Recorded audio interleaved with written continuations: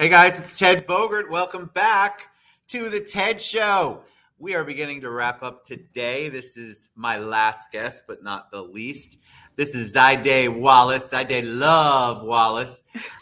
She is a real estate guru, a dear friend, and she has agreed to come on and talk about, we're celebrating with a series on the TED Show, Black History Month.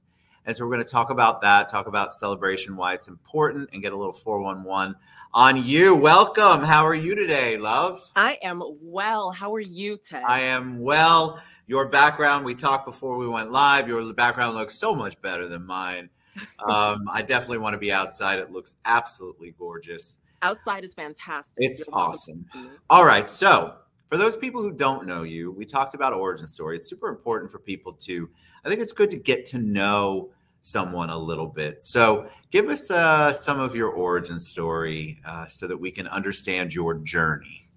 Sure thing. So I am first generation American. And, a lot of people I teach, I coach. As you already know, I'm in real estate. But aside from selling, I work with brand new agents, producing agents, you name it. And your origin story is important on your journey. And so I've shared mine a few times. And I'm first generation American, and my family is from Honduras. And I was born and raised in the Bronx, New York, to a teenage mom. And from there, I moved to Orlando very suddenly. I didn't know that I was going to be living here, but around, 20 years old, I believe, I came on vacation and pretty much never left. But as far as my origin is concerned, my entire family speaks Spanish. I speak what I call survival Spanish.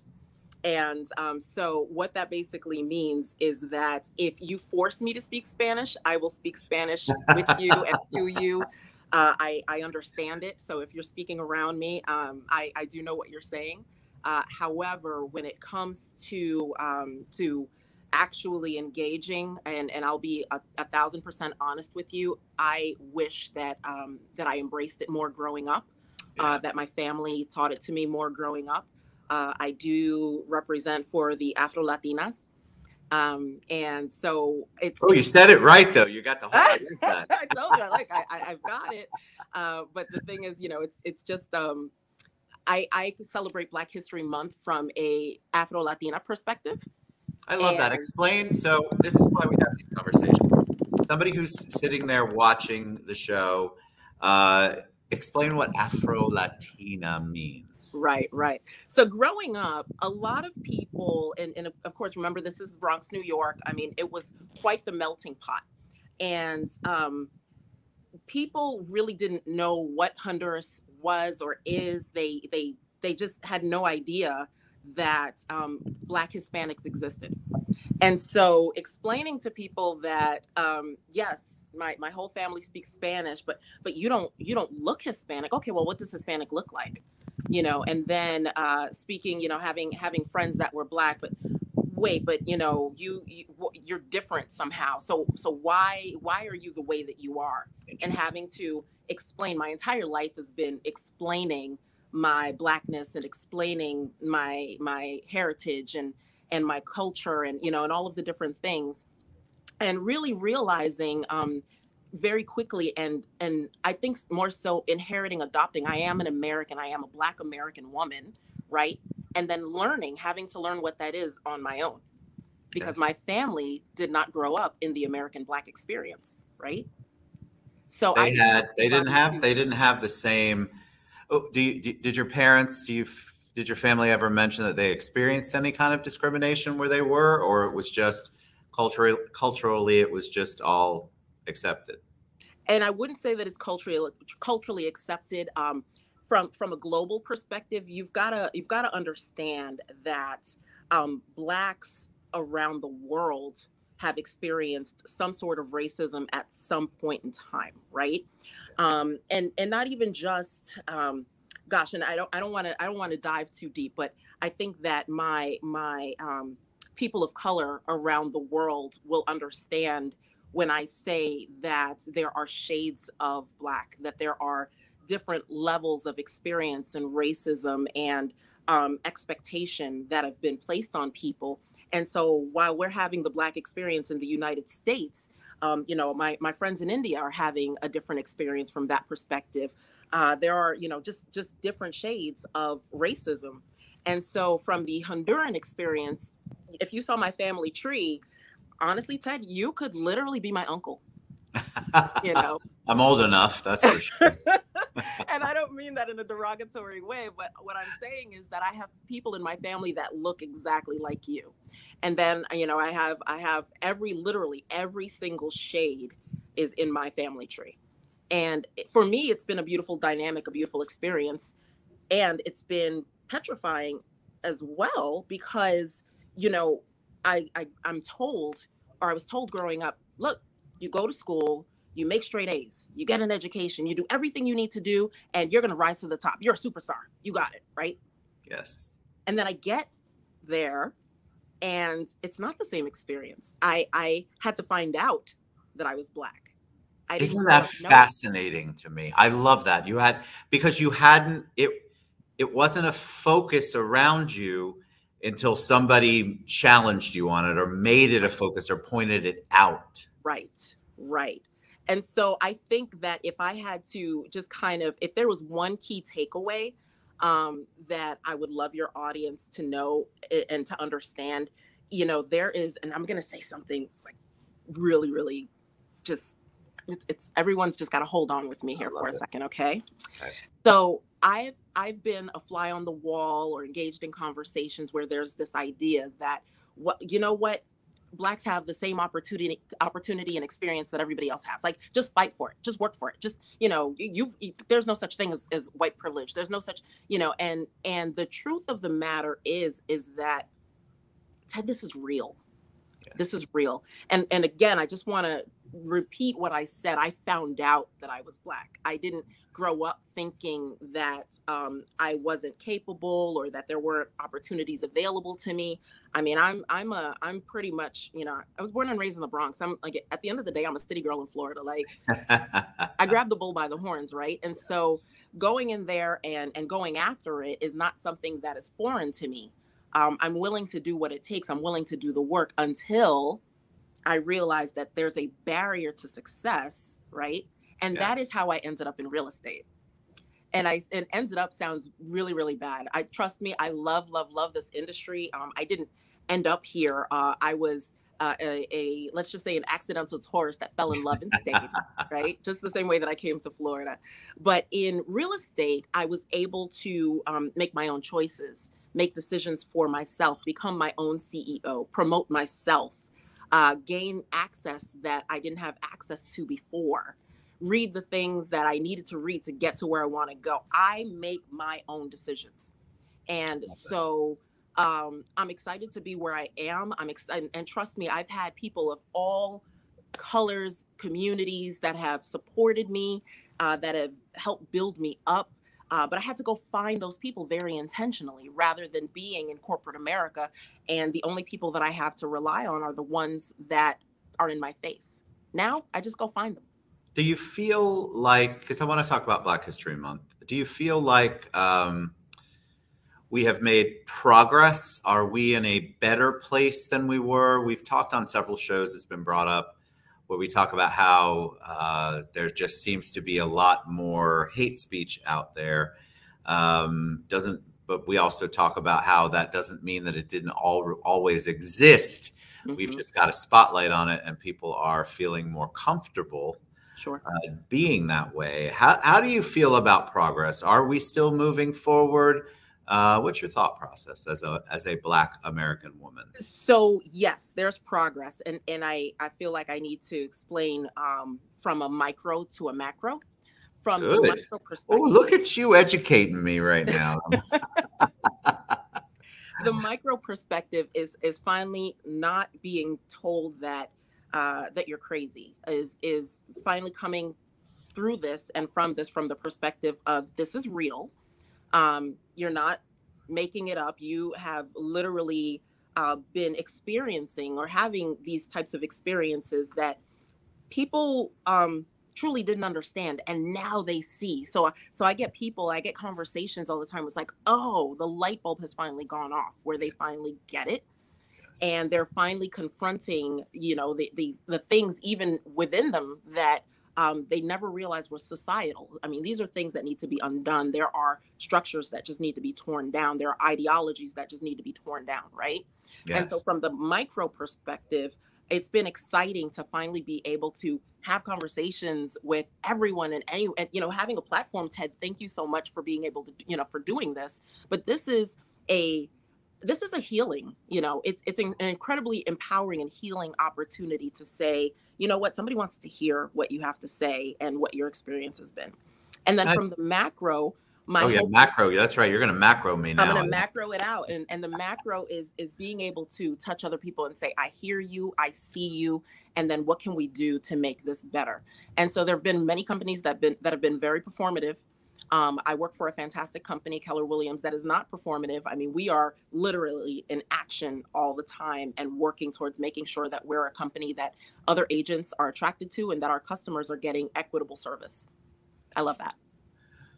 I love that too. And I think it's important. One of the reasons why I wanted to do this show as an old white man and focus is because I think it's important for everybody to feel comfortable asking intelligent, heartfelt questions and having the dialogue remain open. And I think a lot of ignorance comes from, and people stay ignorant because there's a fear factor. They want to know more, but they're afraid that they will not look good, look stupid. The response will be negative, probably because they've been indoctrinated that that's exactly how it's going to go. Right. But these kinds of putting a face, we talk, obviously, when I think of Black history, I think of Martin Luther King Jr. That's one of the first people I think of. But putting a local face with an entrepreneur, with a Black woman, I think these are the important things to show that, yes, if you have a question for Zahide, the dialogue should be okay for you to ask a respectful, intelligent, heartfelt question so that you can become educated, not to have an argument about. Yes.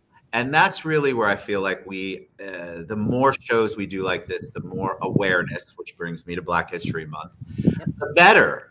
If you think we need to be talking about it more than just February of every month, but I think we need to be continuing the dialogue, and at least this opens the door for some people. So tell me, do you celebrate Black History Month itself, and what do you do if you do celebrate it? Ted, I celebrate Black History life. Okay. It's not just a month for people of color. I mean, this is our lives. This is our world.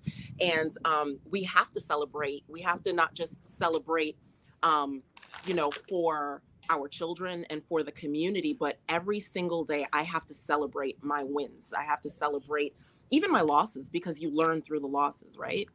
And so, so as being a Black woman, first generation, college educated, a business owner, chasing my dreams, having 4 wonderful children that are chasing their dreams, 1 in the military, 3 are college. You know, I'm that is a celebration in itself, right? And so Black History Month is an opportunity for, in the macro, everyone to really just get a feel of what we experience regularly every single day.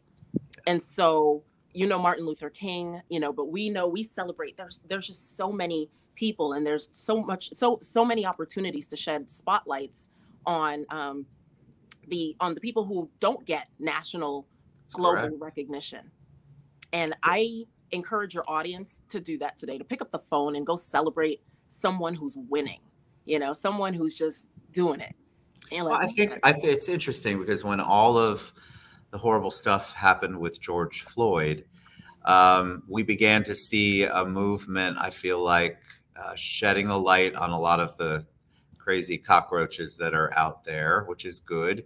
But we also began things like use Uber Eats, for example. There was an entire section on Black-owned restaurants that were on there. So I feel like the needle moves a little bit. We're making progress, but we have to continue to have those conversations.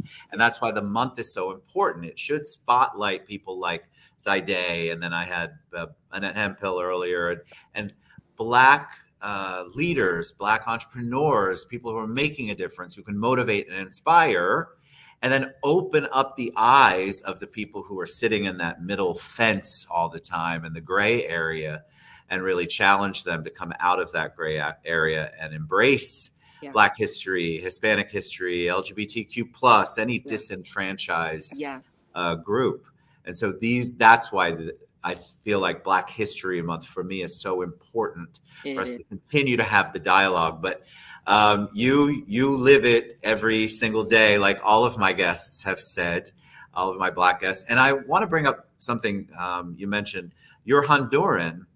And I struggled in the beginning, again, having the open dialogue as to whether I said we're going African-American. It's an interesting thing. For a very long time, that has been the buzzword. That has been what we have been told is acceptable. But I've noticed a shift because it doesn't include Hondurans necessarily. And so there's a whole generation. So I love the fact that we are back to embracing the word Black. Yes. And it not being a negative thing coming out of my mouth or someone else's mouth, that we can actually have a dialogue about that. Not that there aren't African Americans, I'm not saying that, but I think Black is it encompasses a lot more, and it's a powerful word. Yes. And I love the fact that we are moving toward continuing to embrace that. So, but even I didn't know. Like, I was like, gosh, should I say African American? You know, you get conditioned to say one specific thing, and it's good for us to continue to have the conversation. Well, and I think what it is, Ted, is that we took Black back. You did take Black, yes. We took Black back. At the end of the day, you know, it was. I don't, whether you considered it derogatory or not. You know, we have literally. I mean, the campaigns. My Black is beautiful. You know, there's just so much associated with being Black, and we've taken our power back. Yes. And so I'm excited to be Black. I'm excited to be African American, because, you know, that is what I am as well. You know, all of our ancestors came from Africa, point blank, period. Yes. In Honduras, same thing. You know, they actually, so I come from the Garifuna culture, and they actually got shipwrecked in Belize and then migrated to Honduras. Wow. Africa. Okay, we came from Africa. We all did, right? And so Black is a culture. African American is, you know, I'm proud of everything. Ted, you call me your friend. That's right. That's correct. That's correct. One last question before we go. When I say the word hero, who is the first person that comes to your mind? Oh man. Ooh, I wish I'd had that question in advance. No way. That's what's the fun about it. We want to know what the initial reaction. You know, some people have said mom, grandma, dad. Some have had heroes like Martin Luther King Jr. It's always good when to ask people that, because it gives a good perspective on what's important to that individual. Right. And I'll try not to dialogue. Honestly, my very first answer, Jesus Christ is my Lord and Savior. I mean, that is my absolute, you know, if there's anything to meet, that's my bar. However, to give the, you know, the more canned response, the expected response, honestly, I give a lot of, I have my aunt, Adelina, who is, she's been amazing. She's my hero. She's been my mom, you know, not just my aunt, but she has just been the most energetic, the most amazing mom, amazing wife, amazing educator. She's just done so much for her family. And she's been the one that anytime I'm like, okay, how do I handle or tackle this situation? I always think in my head, okay, what would my tia do? I love it. That's so awesome. Yeah, she's my hero. She didn't know I was going to say that, so I'm going to have to No, that's why I asked, because I think we have to give more shout out to the people who have meant something to us, who have impacted us. And our society is, you know, a little quieter on that than I'd like to see. And it's always good to see people's faces light up when they talk about their hero. And it happens every single time. All right, Zahide, how can they reach you? What's the best way for them to find out more about you and real estate and all the wonderful things that you do? Absolutely. And I do want to put out there that if you have tough questions, I am excited to have a conversation with you. You know, I'm happy to be that person for you. If you have any questions or just want to have lunch and have a conversation, they can reach me via email. It's my first name, Zahide at myhouseorlando.com. If you go to my website, myhouseorlando.com, there's a contact. All my contact information is there. Feel free to reach out to me on social media, Instagram. I'm all over the Instagram and Facebook. And then, of course, my phone number, 407-967-5142. Call me, text me. I'm here for you. Appreciate you. Love you to pieces. Thank you so much for coming on and sharing your journey. And thanks for coming on during our series, Black History Month. I think it's important for us to continue the dialogue, and you certainly helped that. I appreciate you so much. You guys reach out to Zahide. I've got the website scrolling there, but of course she's on social media and I've tagged her. Thank you so much. We'll see you guys back here soon.